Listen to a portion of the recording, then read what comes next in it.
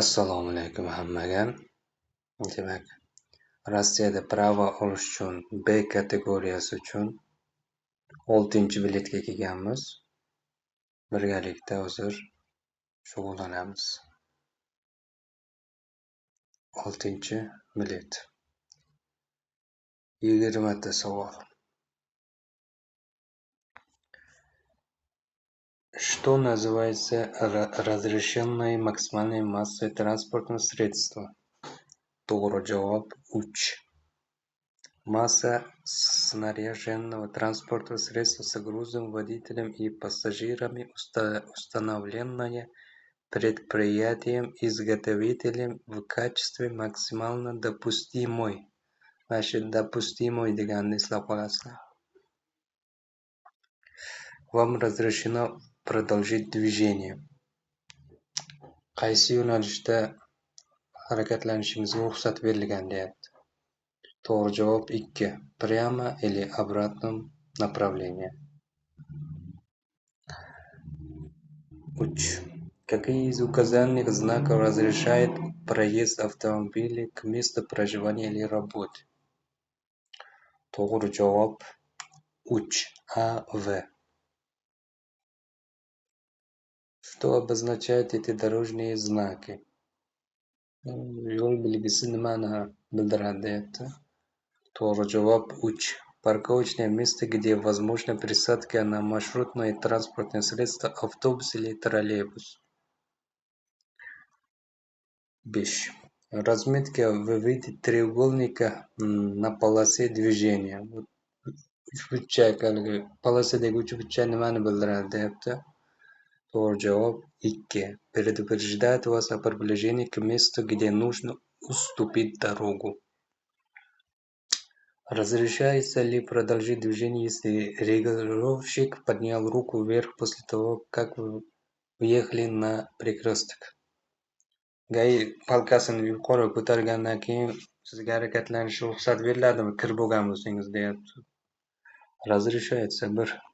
To'g'ri javob 1. Вы намерены продолжить движение по главной дороге. Обязаны ли выключить указатели левого поворота? Главный yo'ldan yurmoqchisiz. Поворотni yoqishingizga majburmisiz deyapti. 1. To'g'ri javob yoqish kerak обязательно. Кто должен уступить дорогу при взаимном перестроении? Ikkalasi birdaniga palasalashmoqchi bo'lyapti. Kim yo'l berish kerak deyapti. To'g'ri javob 2. Водитель грузового автомобиля. Yuk mashinasi yo'l berish kerak. В каких направлениях вам можно продолжить движение? Qaysi yo'nalishda harakat davom ettirishingiz mumkin deyapti. To'g'ri javob 3. Прямо, налево и обратном направлении. С какой максимальной скоростью вы имеете право продолжить движение на легком автомобиле? Yengil mashinada qanaqa tezlikda harakatlanishingiz mumkin deyapti magistral yo'lda. To'g'ri javob 3. 110. Как вам следует поступить в данной ситуации? Bu holatda nima yo'l tutishingiz kerak deyapti. To'g'ri javob 1. Уступить дорогу встречному автомобилю. Разрешено ли вам поставить автомобиль на стоянку в этом месте? Shu joyga mashinangizni stoyankaga qo'ysangiz bo'ladimi deyapti. Yo'q, bo'lmaydi. To'g'ri javob 3. Запрещено. Вы намерены повернуть налево. Ваши действия. Chapga burmoqchisiz. Nima qilishingiz kerak? Demak, to'g'ri javob 3. Пропустить трамвай, пристроитесь на трамвайном пути попутного направления и выполните с них поворот. Кому вы обязаны уступить дорогу при повороте налево? Chapga burilishda kimga yo'l berishingiz kerak deyapti. Albatta, peshexod bilan velosipedga. 2. To'g'ri javob.